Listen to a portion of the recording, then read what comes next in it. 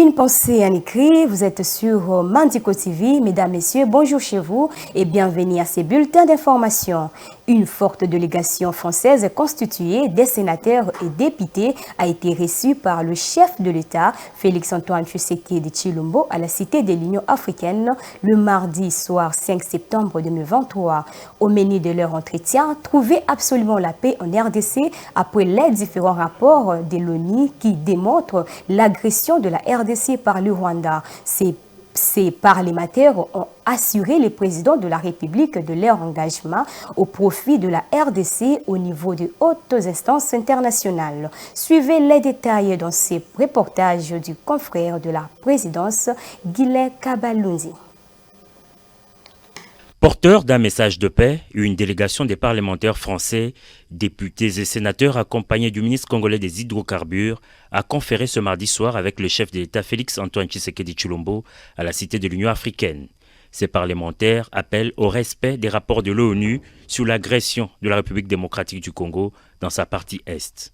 Il y a clairement un rapport des experts de l'ONU qui explique comment aujourd'hui le Congo est agressé dans l'est de son pays et nous sommes venus là pour dire au président que nous allons tout faire pour porter un message de paix et demander aux grandes institutions internationales de faire respecter le rapport de l'ONU pour que très vite revienne la paix dans l'est du Congo. D'après les porte-parole de ces députés et sénateurs français en mission RDC, le président Tshisekedi est très peiné par ce qui se passe dans l'est du pays. Le chef de l'État, bien sûr, est très peiné, on l'a senti très peiné par ce qui se passe dans l'est du pays. Il nous a longuement évoqué toutes les exactions, les crimes, les violences qui sont commises.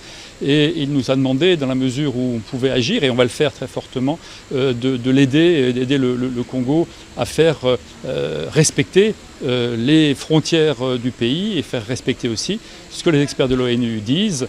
Donc, si tout le monde respecte les engagements que demandent les experts de l'ONU, la paix doit revenir. Voilà, c'est ça qu'il faut faire respecter maintenant, et sinon il faudra passer à des mesures plus fortes, parce que là, le rapport de l'ONU est très clair. Nous sommes venus dire que nous allons aider, dans la mesure des possibilités, le Congo pour qu'il retrouve dans l'est de sa partie est du pays, bien sûr, la paix. Ces élus français disent avoir abordé enfin avec le président de la République des questions de renforcement de liens entre Kinshasa et Paris.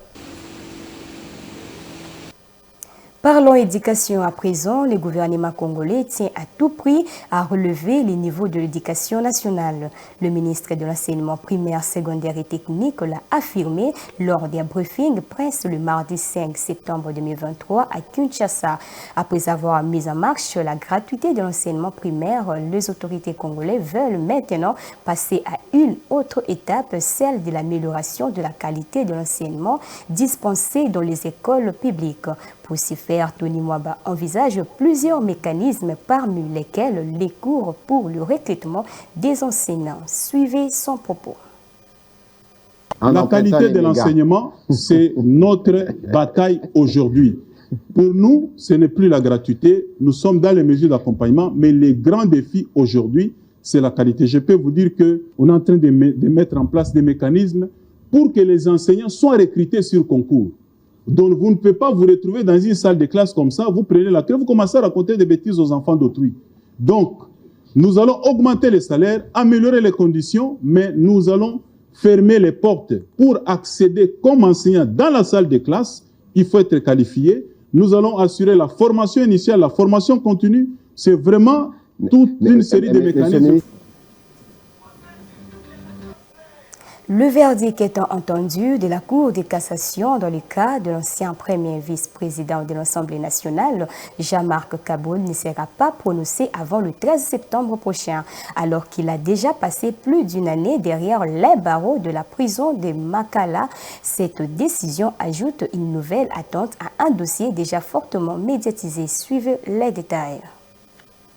La nouvelle du report est venue directement de M. Yassin Selemani, avocat de M. Kabound. Selon ses déclarations, une ordonnance de prorogation du délai de prononcer a été affichée. La Cour a ajouté 7 jours à la date initialement prévue. Le dossier Kabound a déjà suscité de nombreux débats. Le ministère public a requis une peine de 3 ans de prison ferme contre lui. Cependant, sa défense ne cesse de marteler que les preuves nécessaires à sa condamnation font défaut. Ils anticipent donc avec espoir l'acquittement de leurs clients. Monsieur Kabound, pour rappel, est confronté à une lourde série d'accusations, 12 pour être exact.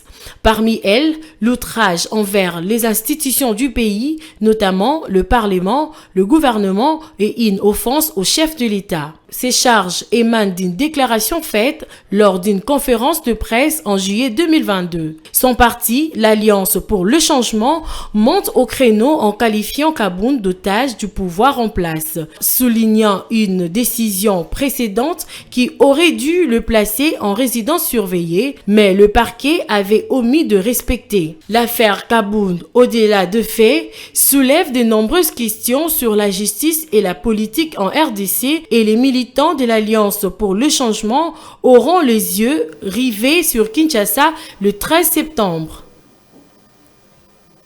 Et pour finir, le procureur général près de la Cour de cassation, Firmin Vodé, a procédé mardi 5 août 2023 au lancement officiel de l'opération de dénonciation des magistrats au comportement véreux et de faits infractionnels graves. Pour rendre cette opération effective, 3 numéros téléphoniques ont été mis à la disposition de la population congolaise afin de permettre à tout citoyen congolais de saisir directement l'office du procédure près des cours de cassation. Jocelyne Massiala pour les détails.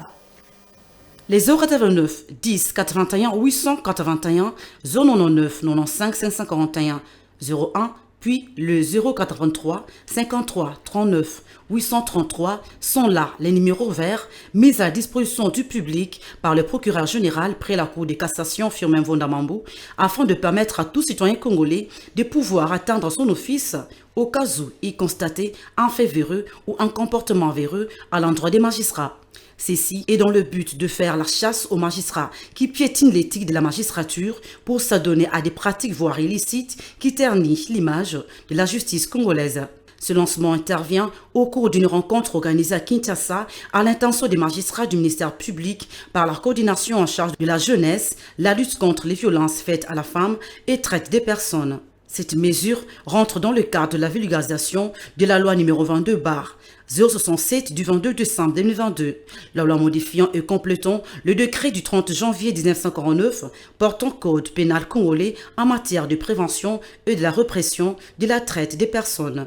Je profite de cette tribune pour porter à la connaissance de l'ensemble des compatriotes qu'il y a quelques jours, j'ai annoncé la mise à disposition, ou plutôt la mise à notre disposition ou à la disposition du public des numéros verts qui devaient permettre tout citoyen de pouvoir atteindre le parquet général de la Cour de cassation au cas où il constatait un fait véreux, un comportement véreux de la part des magistrats.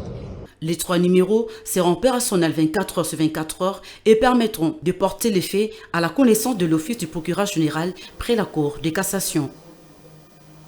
L'Office du procureur, allais-je dire. Mesdames, Messieurs, c'est par cet élément que nous mettons fin à ces bulletins d'information. Merci de nous avoir suivis et bonne suite des programmes sur votre chaîne Mandiko TV.